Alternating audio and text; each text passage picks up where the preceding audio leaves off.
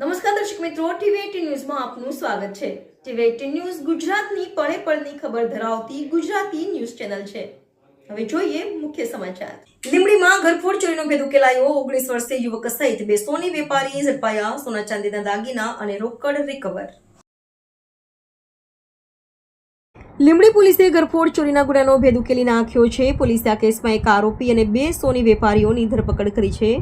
નાયબ police મહાનિરીક્ષક doctor Girish પંડ્યાની સૂચનાને લીંબડી ડિવિઝનના નાયબ પોલીસ અધિક્ષક NM રબારીના માર્ગદર્શન હેઠળ આ કાર્યવાહી હાથ ધરવામાં આવી હતી।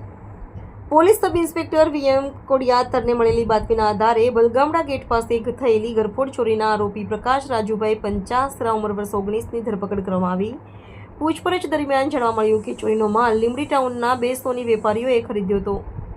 પોલીસે વિવેક જનકભાઈ મોડેસરા ઉંમર 36 અને હર્ષિલ બિપિનભાઈ ભાલાણી ઉંમર 33 નામના બે સોની વેપારીઓની પણ ધરપકડ કરી છે। આરોપીઓ પાસેથી 3.5 તોલા સોનું, 300 ગ્રામ ચાંદી અને ₹24,000 રોકડ રિકવર કરવામાં આવ્યા છે।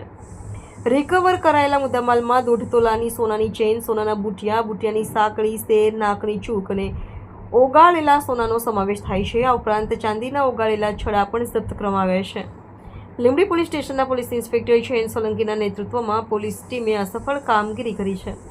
ટીવી18 ન્યૂઝ ગુજરાતી લીંબડી।